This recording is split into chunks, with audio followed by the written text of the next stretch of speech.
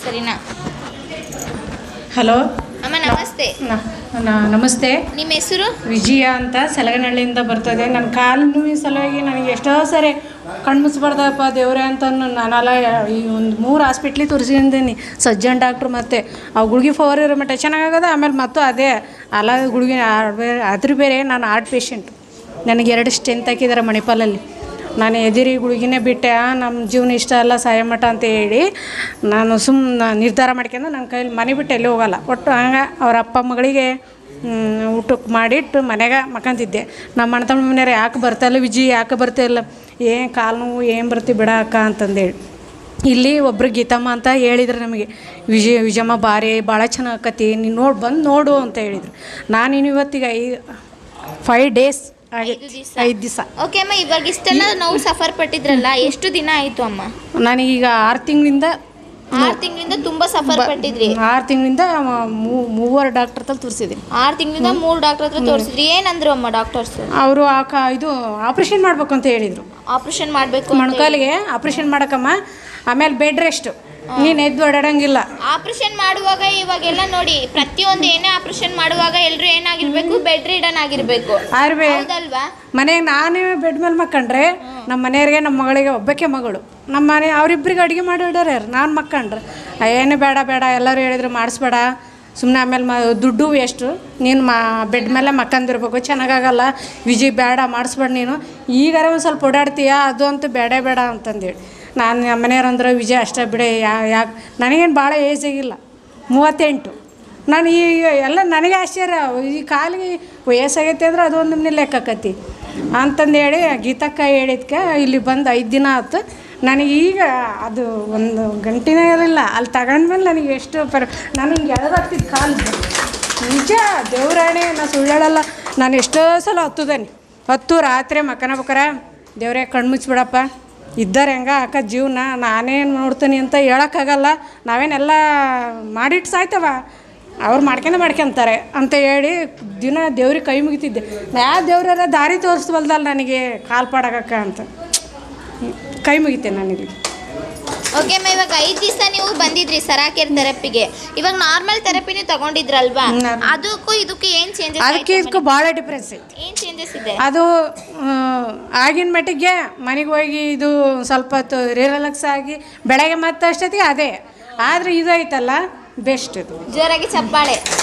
ಅಮ್ಮ ಯಾವ ಥೆರಪಿ ಹೇಳ್ತಾ ಇದ್ದಾರೆ ಅಂತೇಳಿ ಗೊತ್ತಾಯ್ತಾ? CBM ಮೊನ್ನೆ ಬಂದ್ಬಿಟ್ಟು ಸರ್ ಫಾದರ್ಸಿಗಂತಾನೆ ಒಂದು ಬೆಸ್ಟಾಗಿ ಗಿಫ್ಟ್ ತಂದಿದ್ರಲ್ವಾ, ಅದರಿಂದ ಇವಾಗ ಏನಾಗಿದೆ, ಸ್ಪೆಷಲ್ ಥೆರಪಿ ಸ್ಟಾರ್ಟ್ ಆಗಿದೆ. ಅದರಲ್ಲೂ ಅಮ್ಮಗೆ ಏನಾಗಿದೆ, ಇವತ್ತು ಆ ಸ್ಪೆಷಲ್ ಥೆರಪಿ ಸಿಕ್ಕಿದೆ. ಅಪ್ಪ ಅಮ್ಮ ಮಂಡಿಗೆ ಏನು ಮಾಡಿದ್ದಾರೆ, ಅಮ್ಮಗೆ ನೋವು ಎಲ್ಲಿ ಜಾಸ್ತಿ ಇದೆನಾ ಆ ಭಾಗದಲ್ಲಿ ಏನು ಮಾಡಿದ್ದಾರೆ, ಆ ಒಂದು ಥೆರಪಿನ ಕೊಟ್ಟಿದ್ದಾರೆ. ಜಸ್ಟ್ 10 ನಿಮಿಷ ಅಷ್ಟೇ. 10 ನಿಮಿಷ ಅಲ್ವಮ್ಮ? 10 ನಿಮಿಷದಲ್ಲಿ ಅಮ್ಮಗೆ ಏನಾಗಿದೆ, ಬೆಸ್ಟ್ ಆಗಿ ರಿಸಲ್ಟ್ ಸಿಕ್ಕಿದೆ. ನಾನು ಎಷ್ಟೋ ಸಲ ಹೊತ್ತು ಬಿಟ್ಟಿದ್ದೇನೆ. ದೊಡ್ಡಾಳಾದ್ರೆ ಹೆಂಗೆ ಮಾಡೋಕ್ಕೆ ಫಂಕ್ಷನ್ನ, ಮದುವೆ ಹೆಂಗೆ ಮಾಡೋಕ್ಕೆ. ನಾವು ಈಗ ಮನೆಗೆ ಒಳಗೆಲ್ಲ ಮಾಡ್ತಾರೆ, ಓಡಾಡಿ ಜನ ಕರೆಯೋದು, ಅದು ನನಗೆ ಅದೇ ಒಂದು ದೊಡ್ಡ ಸಮಸ್ಯೆ ಆಗಿತ್ತು. ಮಗಳು ದೊಡ್ಡ ಹಾಳಾಗಂಗದ. ಇವಾಗ 7ನೇ ಕ್ಲಾಸ್ ಓದ್ತದಾಳೆ. ಆ 9 ವರ್ಷ ಕುಡಿದಾಳೆ ಮಗಳು. ಮದುವೆಗೆ 9 ವರ್ಷ ಕುಡಿದಾಳೆ ಆಕಿ ಒಬ್ಬಳೆ. ನಾನು ಹೆಂಗೆ ಮಾಡ್ಬೇಕಪ್ಪ ಫಂಕ್ಷನ್ನ ಓಡಾಡಿ. ಈಗ ಎಲ್ಲರೂ ವಿಜಿ ಇದೇನೇ ನೀನು ಹೆಂಗೆ ಮಾಡ್ತೀವಿ ಮಗಳು ದೊಡ್ಡಾಳಾದ್ರ ಅಂತ ಕೇಳೋರು. ನನಗೆ ಇಲ್ಲಿ ಬಂದಮೇಲೆ ನಂಬಿಕೆ ಬಂತು. ಓಕೆ ಅಮ್ಮ, ಇವಾಗ 1 ತಾಸಲ್ಲಿ ಇಷ್ಟು ಥೆರಪಿ ತೊಗೊಂಡಿರಲ್ವಾ, ಹೇಗೆ ಅನಿಸ್ತು? ಎಷ್ಟು % ರಿಸಲ್ಟ್ ಬಂತು ಇವಾಗ? ನನಗೆ 100ರಲ್ಲಿ ಒಂದು 90%. ಜೋರಾಗಿ ಚಪ್ಪಾಳೆ. ನೋಡಿ, ಒಂದೇ ದಿವಸದಲ್ಲಿ ಅಮ್ಮಗೆ ಏನಾಗಿದೆ, 90% ರಿಸಲ್ಟ್ ಬಂದಿದೆ. ಅಮ್ಮ ಈ ಥೆರಪಿ ರೆಗ್ಯುಲರ್ ಆಗಿ ಮಾಡುವಾಗ ಇನ್ನೂ ಚೆನ್ನಾಗಿ ಆಗ್ತೀರಂತ ನಂಬಿಕೆ ಇದೆ.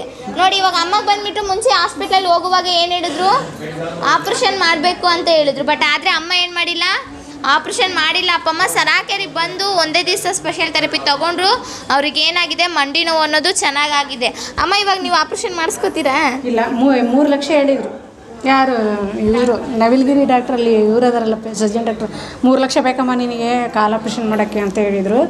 ಅದು ಯಜಮಾನ್ರು ಊರಾಗೆ ಬೇಡವ ಮಾಡಿಸ್ಕೋಬೇಡ, ನೀನಿನ್ನು ಸಣ್ಣ ವಯಸ್ಸು, ಮಗಳು ಸಣ್ಣಕ್ಕಿದ್ದಾಳೆ, ಕೆಲಸ ಮಾಡೋಕ್ಕಾಗಲ್ಲ, ನೀನೇ ಮಾಡಿಡೋರು ಯಾರು ಆಮೇಲೆ ಅಂತ ಹೇಳಿ ನಾನು ಬಿಟ್ಟೆ, ಮಾಡಿಸ್ಕೊಳ್ಳಿಲ್ಲ.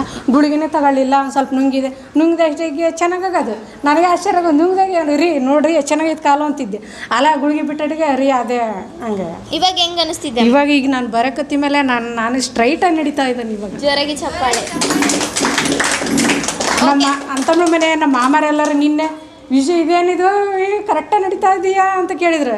ಹ್ಞೂ ಮಮ್ಮ ನಾನು ಕರೆಕ್ಟಾಗಿ ನಡೀತಾ ಇದ್ದಾನೀಗ ಅಂತಂದು ಖುಷಿ ಆಯ್ತು ಬಿಡವ. ನೀನು ಒನೀತಿದ್ದೆ ಹಿಂಗೆ ಒನೀತಿದ್ದೆ ನಾನು. ಅಮ್ಮ ಈ ಸರಾಕೆರಿಗೆ ಬಂದಮೇಲೆ ಎಷ್ಟು ರೂಪಾಯಿ ಖರ್ಚು ಮಾಡಿದ್ದೀರಾ? ನಾನೇನು ದುಡ್ಡು ಖರ್ಚು ಮಾಡೇ ಇಲ್ಲ.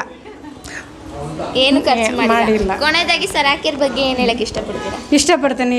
ನಮ್ಮಂಥರೆಲ್ಲ ಕಾಲು ಕೈ ಸುಮ್ಮನೆ ಹಾಸ್ಪಿಟ್ಲಿಗೆ ರೊಕ್ಕ ಹಾಕೋದು ಕುಂತು ಇಲ್ಲಿ ಬಂದು ಏನು ಮಾಡೋದೈತಿ, ಬಂದು ಇಲ್ಲಿ ಮನೆಗೆ ಒಂದು ಸ್ವಲ್ಪ ಜಲ್ದಿ ಬೇಗ ಎದ್ದು ಕೆಲಸ ಮಾಡ್ಕೊಂಡು ಬಂದು ಇಲ್ಲಿ ನಮ್ಮ ಆರೋಗ್ಯ ಚೆನ್ನಾಗಿರ್ತದೆ. ಈಗ ವಯಸ್ಸಾದ್ಮೇಲೆ ನಮಗೆ ಕಾಲು ಕೈಯೇ ಮುಖ್ಯ.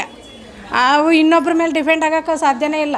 ಅವ್ರು 1 ದಿನ ಮಾಡ್ತಾರೆ, 2 ದಿನ ಮಾಡ್ತಾರೆ, ನಮಗೆ ಕೊನೆ ತನಕ ಮಾಡ್ತಾರೆ. ನಮ್ಮ ಕೆಲಸ ನಾವಾದರೂ ಮಾಡ್ಕೋಬೇಕ. ಇಷ್ಟು ಹೇಳಕ್ಕೆ ಇಷ್ಟಪಡ್ತೀನಿ. Thank you mummy.